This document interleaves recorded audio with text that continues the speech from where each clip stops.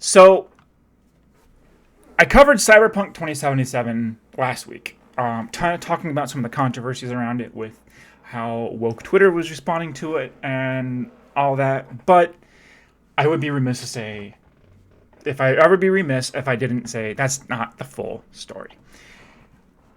Now, I want to be perfectly clear with all of this. I play Cyberpunk on PC. I fucking love the game. And in fact, it's one of, and I actually went through and counted, one of two games that I've ever bought on Steam, like on the day they released, for full price. Like, two games. Cyberpunk and Dawn of War 3. Both of which, fucking incredible games, by the way. But, so I can say I experienced Cyberpunk in a corrupted, non-buggy state. Why is that weird? Oh, because Steam was downloading. Okay. In a non-buggy, non-weird state. A lot of people can't say that because a lot of people played it on PS4 and Xbox. And PlayStation, obviously, PlayStation has decided, and if you haven't heard about this, well, we're going to hear about this now. PlayStation decided to delist the game from the PlayStation Store on PS4. And I think PS5 as well, since the PS5 and the Xbox Series X were just running compatibility modes for the PS4 and the Xbox One versions of the game. Because that's how it's not like a actual PlayStation 5 and actual Xbox Series X versions weren't finished. So they said until we can get these finished and we can push this out, which you'll just get the upgrade for free on. They run in like a compatibility mode. So and I want to say I haven't looked into it at all because I don't have a PS5. I'm not quite sure they exist. I've heard people have them. I don't fucking know. I don't have one. I'm not really worried about getting one right away. I will get one at some point. Whatever. Not a big deal. But, full disclosure, they never should have launched on these consoles in the first place. And the only reason they did is because they came out at E3 and said, hey, we're doing this. And people were kind of like, oh, okay, cool. Like, here's this really huge game we're going to promise and probably not deliver on. And I know a lot of people are going to be like, well, but they put Witcher out, and Witcher 3, when it came out, was a bug-fucking-riddled mess. And if I'm not mistaken, came out way... One sec. Witcher 3. Let's look. Let's look together here.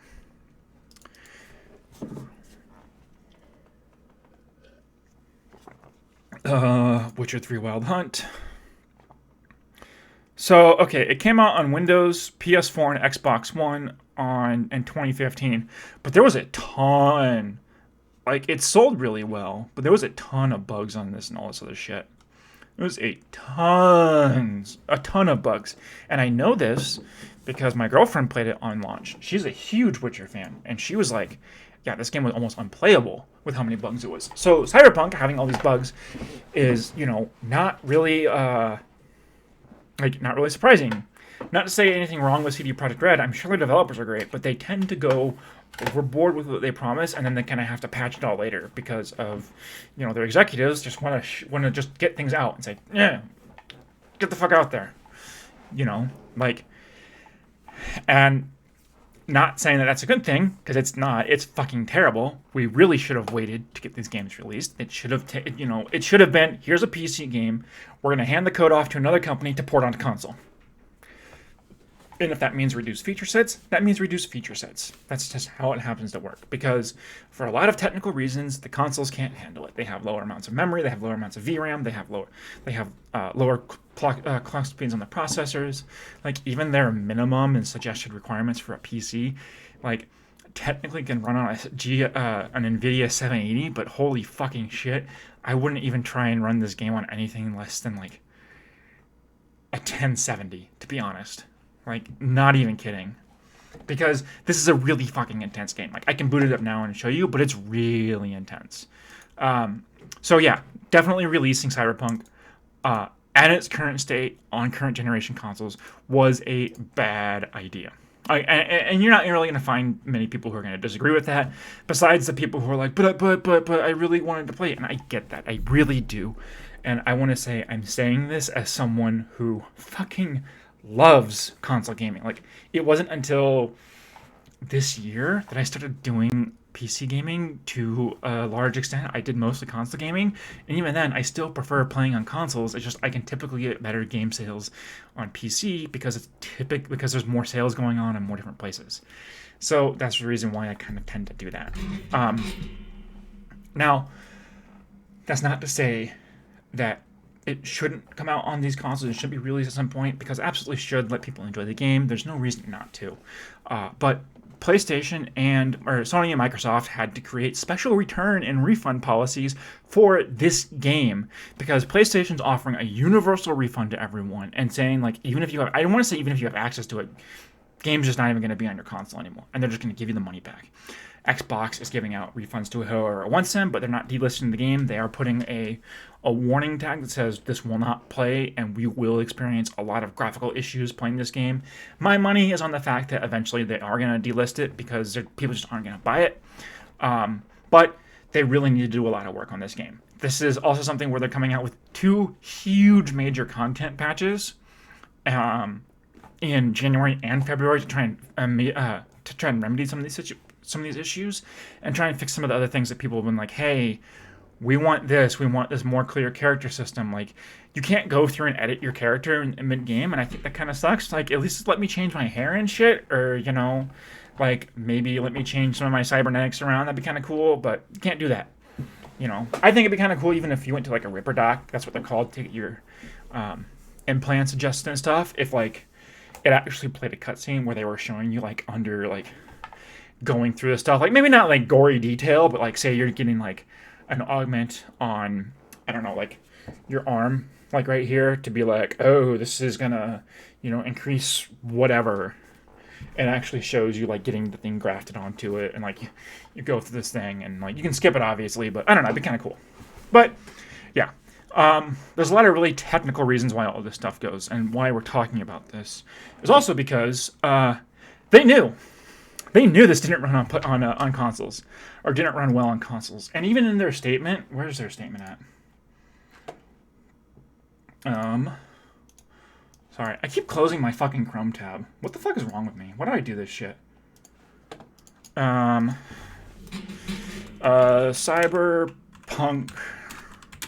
runs on consoles. They said it ran surprisingly well in their image, in their little release. It was on their images. Where was it? No. Hold on.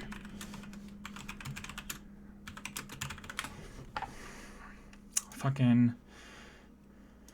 Yeah, here it is. This is like, so 22 days ago. This was right before the game came out. Cyberpunk CEO said it runs surprisingly well on current gen consoles, meaning the PlayStation 4 and Xbox One. And part of the problem is they have to develop this for the base level. So you can't be like, oh, everyone's going to have the One X or the Pro. Like, you can't just assume that. And Sony and Microsoft won't let you be like, we're just making this game for those higher end consoles, which is probably what they were planning on originally, and how they were testing originally, because they're like, fuck it, we can. But that's not really what you can do. You can't really get away with that because of a whole lot of weird licensing issues and shit like that. You have to account for the lowest common denominator. And so they came out and said it like they had to have known that like we were getting like, what's the fucking bugs look like? What's the image that everyone's like, Cyberpunk,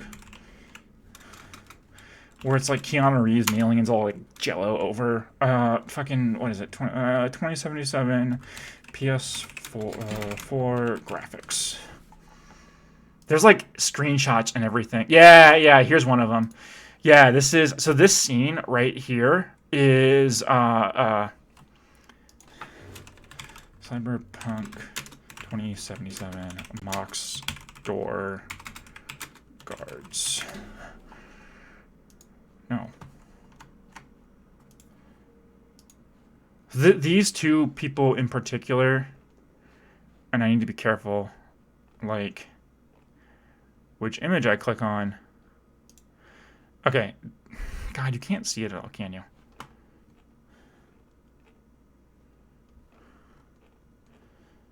Ugh. I really wish I could, hold on. Wait a minute. PS4. PC graphics. Here we go. Here we go. Here we go. All right. So this was the Pro. What they're saying is like. So this is what I don't know if this is actual comparisons because this was November 24th. That sounds wrong, but December 15th. So even like the PS5, like look at the difference in comparison here. I know it's really hard to tell because I'm streaming this, but the difference in comparison is insane. Like this is just a 1650, like not like a super high-end graphics card. I think 5-6 years old at this point in time. GTX 1650. When did that come out?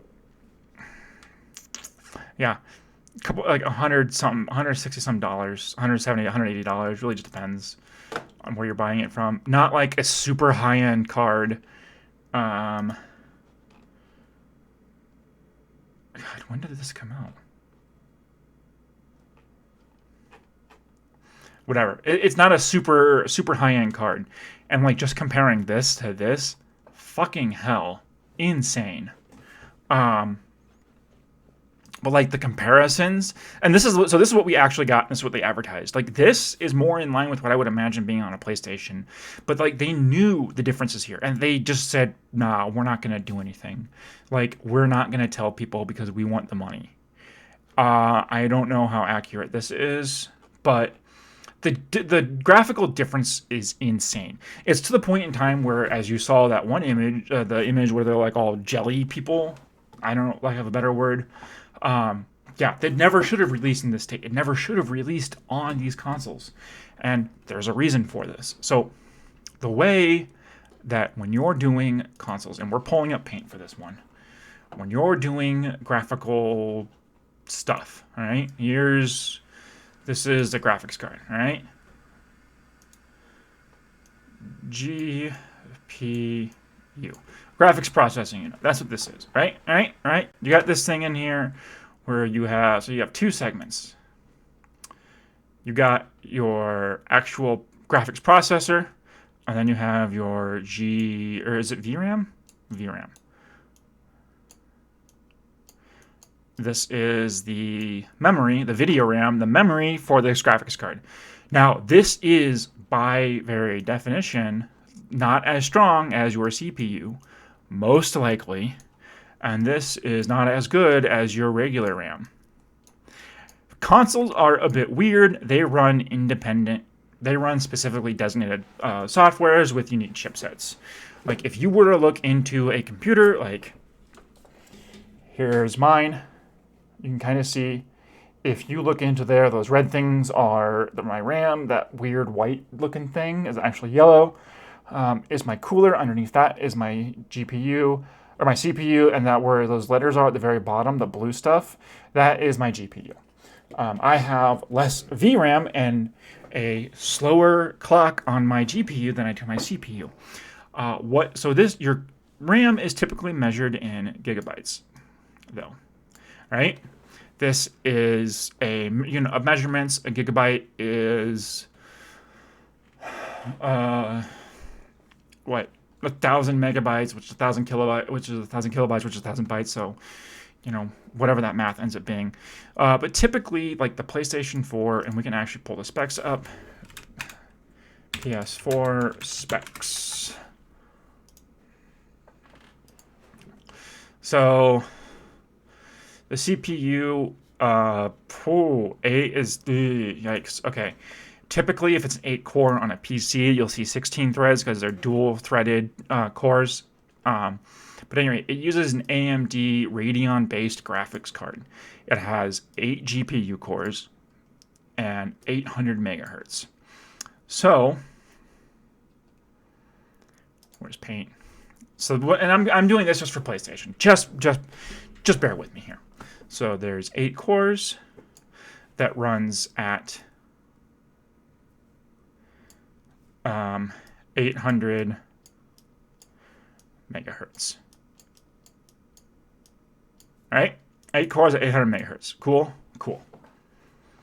And then if we go into our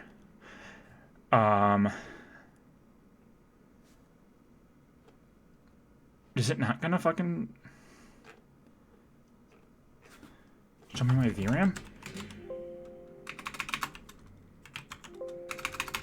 Okay, weird. It's doesn't have independent VRAM. All right, whatever. We'll go with this 550 megahertz, which is rough, but it works with the CPU, I guess. So cool. With the oh god, that's actually not terrible bandwidth, but the bus is fucking yeah. But that's a standard bus. Anyway, so it looks like it doesn't actually have this on the PS4, which is weird. I would be willing to bet that there is something like this here. But anyway, so what does this mean? What does this 800 megahertz mean? A lot of people are going to, like, some people are watching this being like, it's a really weird, nebulous number that means nothing to me, even though I guarantee you've heard of hertz before. This is a measure of frequency. Now, we measure sound in hertz. If you know what a sound wave looks like, it measures like this. That's a hertz. You measure hertz from here to here is 1 hertz, and hertz is a unit of time, is measured in a unit of time, meaning how long does it take for it to go through one full cycle. Same applies in computing. 1 hertz is how long, on a processing unit, 1 hertz is how long does it take to complete one instruction. So if you look at, like, say you have one, so this is hertz measurements. There we go. That's my new hertz symbol. Fuck you.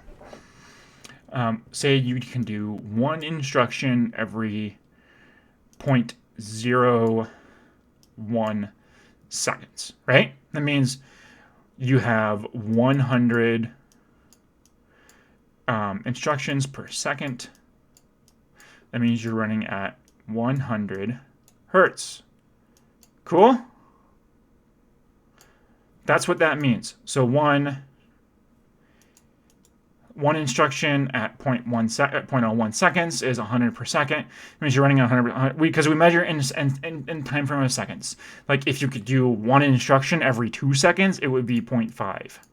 Cool? Like it would be half a hertz. So if we're going into this, 800 megahertz is just. Where's my calculator? God damn it. I keep closing this goddamn calculator too. So 800 megahertz times 1,000 is... yeah. So you get... Hold on. No, I don't want to go there. 800 megahertz to hertz. So 8 e to the 8. So 800 million. This is the 800 million instructions, right? This is, pretty decent, all things considered, and this is across, I believe, all CPU cores. Because that's not. Or no, that's per core. Like that's pretty subpar, to be honest. I know it sounds like a ton. It sounds like an absolute shit ton, but when you get down to it, holy fuck, it's nothing. It's nothing. It's nothing. Like, okay, so, and the reason why this is nothing is because when you look at graphics, say I'm trying to draw just a square on the screen, right? This is it. This is all I want to do. I want to draw a square on the screen. Well, in a graphics engine, I can't actually draw a square for a few reasons. Because when I'm doing, I can, in theory, draw a square, but graphic engines have produced to the point in time where we're not drawing squares, we're drawing individual points. So, if in order for me to draw a square, I would need to say, okay, I want to draw this point here, and then I need to draw a line over to this point here, and then, and this is where it gets complicated, I'm drawing a line across through triangles, and there's a reason for this, specifically with the advent of 3D graphics. And then I say, okay, now this triangle, so now this triangle is drawn. I need to draw this triangle. So I say, okay, start me here. Start me back here at this point. Now draw over to this point, and now draw over to this point, and that's my triangle for the second one. So now I have my square, right? Right, so when it figures out this, that whole thing takes I want to say 6 hertz to do that whole, because you have to figure out all that kind of stuff, because that goes through and does all the calculations and everything. Now imagine this across Do I have a can of soda in here? Because cylinders are typically. Oh, hold on.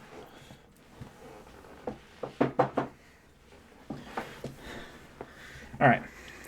Now, we used to do things on pixels. That means we used to take one pixel on the screen, and we used to say, okay, this pixel. This is when you see pixel art. This is why this pixel I'm coloring it this, and then we said we kind of got to a point in time where we're like, you know what, this really won't give us the 3D images because we can't really get rounded effects out of that. Like, you ever see old PS2 games where, or you ever see those games that they kind of do like it's like it's all pixel art but it looks kind of 3D.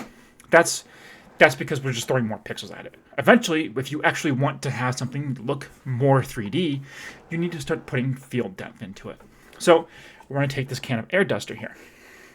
All right. If I want to draw this, what I do is I take little tiny triangles all over it, and I calculate where all these triangles are going to go. And it's called a mesh. Like, if we look at what a mesh looks like, and I know you're kind of getting more science in this politics stream than you probably want to be, but it's really cool stuff. I like it a lot. I need to get my dogs in.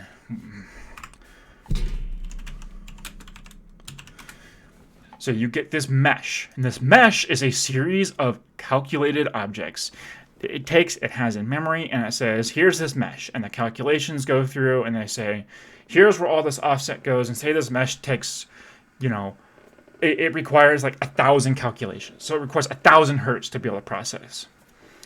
Now, the problem, and so that, that's of your 800 megahertz, it takes 1,000 of those hertz to go through and draw. And so say this here, and basically the more triangles you squeeze into the mesh, the better looking the object is. Like, the more smooth and more 3D it looks.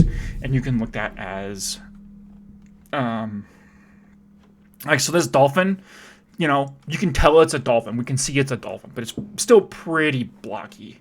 Where if we look at this piggy bank, that's a really fucking tiny.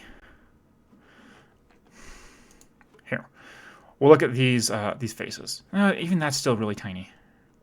Actually, here's a really good example. Here's a really, really good example.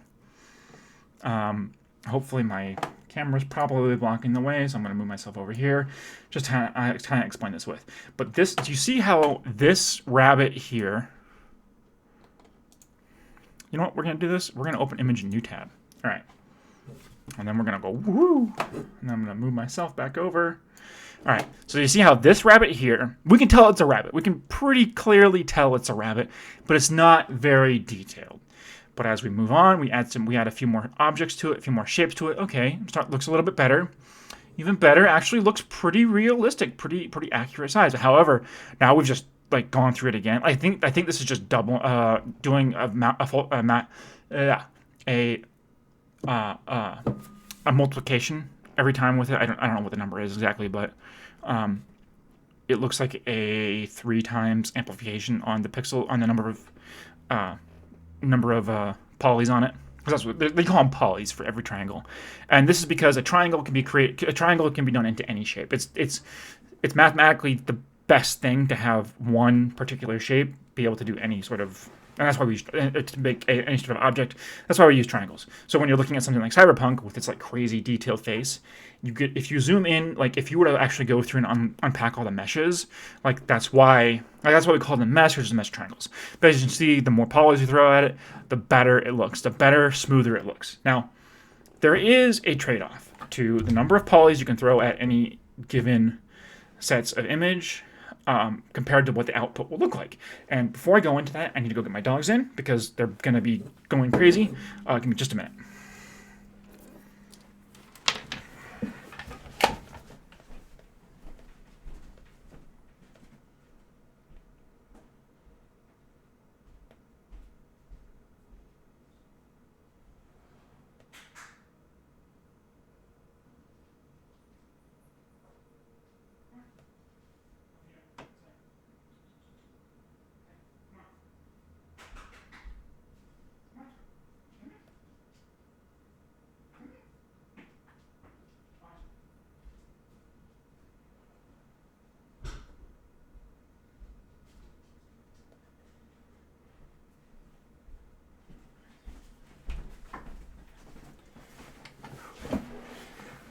Sorry about that. Anyway, this is the point in time where I say I'm going to edit that out, and then I actually don't edit that out when I put it to YouTube. So looking at when people say, oh, just increase the number of pixels in the mesh, you just see an increase in like what's going on and stuff like that, right? So you just see the increase in meshes, you see the increase of objects on the screen, and like each does still take the given number of hertz to compute, and it does this every frame. That's why when people say frames per second, they're saying, 30 frames per second means it draws the screen 30 times, right? It goes through 30 times finding all of the different, like, here's where this object goes, here this object goes into transformations. And there's a whole lot of stuff with the architecture I can get into now. I don't feel like getting into that because it's really complicated, and that's where stuff gets way less interesting. But inside these meshes, you tend to see all this better. So when it says 800 megahertz, in all reality, if you're trying to run that at, say, 20 frames per second, you need to take that 800, divide that by 20.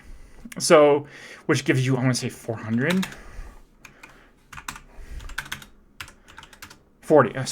which gives you 40 hertz or 40 megahertz for all your instructions that you're going to throw up on screen.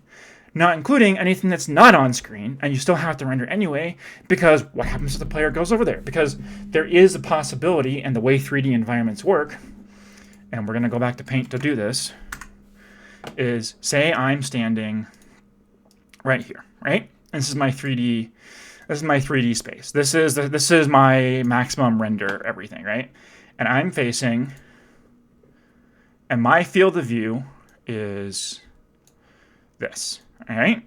Now, typically, common thought would be, let's just draw what's here. This is what the character can see, and that is what you do draw. However, you need to put into memory more than what you see, because what if the player turns? What if you do this? Now I need to make sure I have this in order to handle a what if the player turns. Furthermore, I need to have space that is beyond this boundary ready to be rendered to in case the player walks forward. So it's not just, what's in here. You kind of have to simulate more of it. And you kind of have to get all that kind of stuff prepped, which requires space and memory, which requires more clock cycles, which requires a ton more stuff. So like I said, the numbers, I can get down to the numbers for you if you really, really want me to. But we'll take our shape example again. If it has 1,000 megahertz to calculate the position and say there's 14 of them on the screen, well, that's 14,000.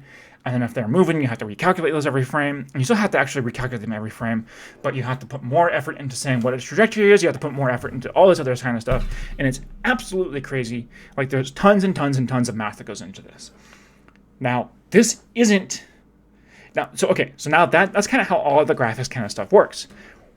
Why am I saying all of this? Well, I'm saying all of this because in Cyberpunk, you can go through, and if there's like a can of air duster, there's not, sitting on a counter, I can go through and I can knock it over. So this has its own physics. This is its own independent object. It's not tied to, like, if this cup here and this air duster we're sitting here. Like, you ever see old games where you touch one object and like 3 other things move with it? They were kind of in that same vicinity, and it turns out, oh, they're all the same object mesh put together. That's because of this. That's because of the reason that they're all on that same mesh, and that mesh has its own physics. What's going on in Cyberpunk is because everything has its own mesh, its own physics, it's all of its own calculations to do. They're really smoothed over calculations. They're really, really high, intense levels of graphic fidelity that it needs to have to render all of that.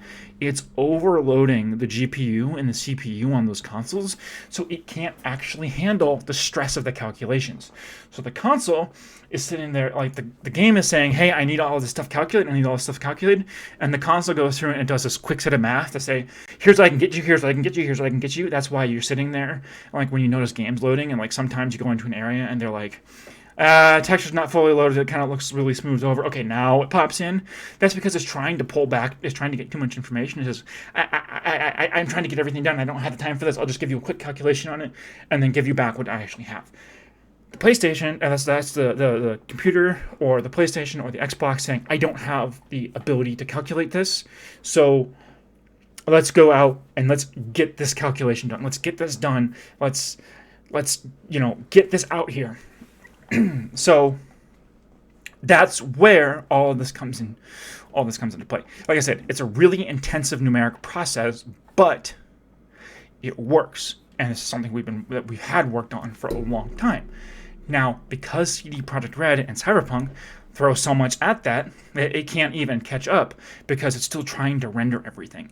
And so they should, in all honesty, if it was going to be released on the PlayStation 4 and Xbox One, it should have been a completely different version with completely different object mapping textures. Either some of those would have to get moved into the actual world you walk around in on, because you can see pamphlets of paper that you step on and all of a sudden they go, oh, they move, that's the level of graphical fidelity we're talking about. It's just stuff that the PlayStation 4 and the Xbox couldn't handle. Now, we're not done with this conversation yet, because people don't understand this, and I get that, and that's why I'm trying to explain it. But the devs received death threats. Yes, death threats, because it didn't work well. And I'm not saying that everyone needs to understand this and all this kind of stuff. No, I'm not saying that at all. But if you did, you probably would understand why that these issues are happening. But don't send a dev a fucking death threat because it doesn't work on a tool, because the management decided to push it out anyway, and the devs were like, this won't work. The devs were literally going out and saying this won't work to their managers, but now they're getting death threats by people on fucking Twitter and gamers who are like, but I want my Cyberpunk on my console, and it's like, what are you doing, cat?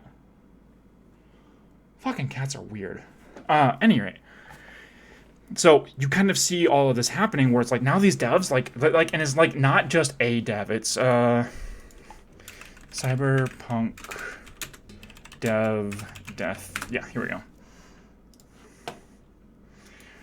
Yeah, they've actually been getting death threats, and they're literally saying, look, we're people. We're just people here trying to make this job. It's not our fault. Even the lead design leads may not have the decision to put it out on these consoles. This isn't something where the leads even have the say in it. It's typically the CEOs and the executives of the company that are yeah, we're gonna put it on this console, or go out and make super crazy false claims. I wouldn't even put any of this on Keanu Reeves, because he's just a public figure advocating for this game. Whatever. Yeah, the game was hyped to hell, absolutely, and should have they mitigated that hype? Absolutely. But let's be clear here. You don't send people death threats. You don't set, here's a tweet in the response. I want to address one thing to regards to the Cyberpunk game delay. I understand you're feeling angry, disappointed. Oh wait, was this even before it launched? Yeah, this was even before it launched. But they're getting more now that it's come out. I understand you're feeling angry, disappointed, and want to voice your opinion about it. However, sending death threats to developers is absolutely unacceptable and just wrong. We are people just like you. This applies just as much now as it did then, because it's even more recent stuff. Temporarily leaves Twitter. Yeah, you need to turn off Twitter for a couple days. There are some lines you simply don't cross. Take care of those. This was the 12th. The game launched on the 10th. Jesus fucking Christ, people. Also, this thing never happens.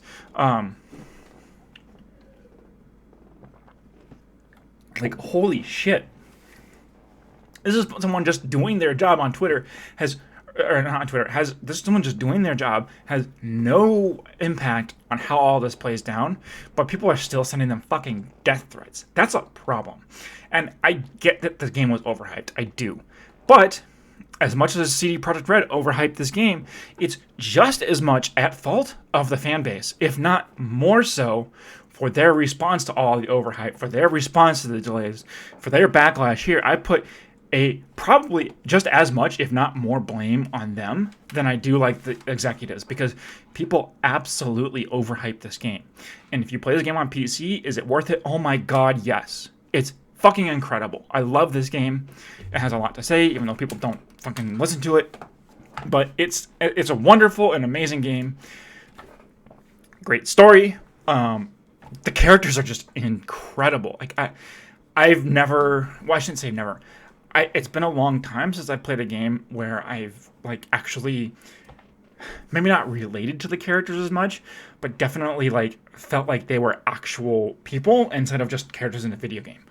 You know, like you definitely see some of those things where they're like, oh, this is just a, you know, a character in the game. Where no, these characters, you know, have well thought out flaws and well thought out, you know, like everything about the characters are really well done. So the game does a really good job about it. Oh yeah, and this is back in October and the release and the delays and everything, and this is happening all the time. Like this is unacceptable. And the reason I put out all this information today was so people can understand why this is happening, why it never should have launched on consoles in the first place. The CEOs knew about it, the executives at the company knew about it, the developers were probably saying we shouldn't do this. Like my bet is this lead designer, God, I'm not Andres Sawadsky? Maybe? I don't know. It probably was out there saying with other people, look, you shouldn't do this, or as you do, be honest with people. Say, here's what it looks like. Or we're going to need more time to get it to work on consoles. Sorry, it has to happen. Because, like, I guarantee you, they knew about it, and it's not them, or it's not the developers and the people on the ground floor making the decision. It's the executives. And that's the problem here. If you're going to be mad at the executives. But don't send the executive death threats. No, that's ridiculous. That's insane. Don't buy the game. Like, obviously, don't support, like, unless you can play it on a console or a thing, like a PC or something that can actually run it properly. I'm not saying you need to go buy and support this game. I'm not saying that, you know, all that kind of stuff. Is the game good? Yeah, I like it, but I'm not trying to be like, oh my god, everyone needs to play it. I do enjoy it quite a bit, but I'm going to leave it at that. Don't send them death threats. Don't do anything like that. But yeah, sorry, I'm getting like kind of worked up here, like, because this is all just like really upsetting. Because I almost went into the game industry, and the reason I didn't was like threefold. Basically, number one, I didn't want to have to deal with constant crunch, which is absolutely a thing in the game industry. It's something that I even deal with in the software industry outside of the game industry. Like even in the regular like run-of-the-mill software industry, I deal with crunch. Not a lot, but I deal with it. Like. Actually, after streaming here, as much as I really want to go lay down and take a nap, probably going to go downstairs and go to work for a couple hours. So that way I can kind of finish up a few things. You know, sucks because my weekend, my time off, but I need to do it. It needs to get done. But there's other reasons why your pay is not great. You're very disposable, all that kind of stuff. So I totally sympathize with these developers who are getting all this stuff. I was almost there. I was almost in their shoes. We shouldn't be treating them like this. In fact, this is actually, I would argue, inhumane. Like, seriously, people. So, yeah. Anyway, if you enjoyed the video, please leave a like, comment, subscribe. If you learned something new, I really hope you did learn something new. You know, I try and be informative. I am a fairly smart girl, and I, you know, want to be able to share the information I have, share the expertise I can bring into the table. Yeah, I hope all of you have a great day. Feel free to watch me on Twitch. I stream every Saturday. Typically do politics. I'm kind of mixing a little bit of gaming, more technical stuff into this since I know it pretty well. Also kind of want to branch out and, you know, spread some of my, like, political leftism and stuff around too. You know, can't really blame me. I want to spread progressivism. I think it's a pretty good aspiration, personally. But feel free to follow me on Twitch, subscribe, you'd be perfectly awesome. Hey, thank you for following so much. I really appreciate that.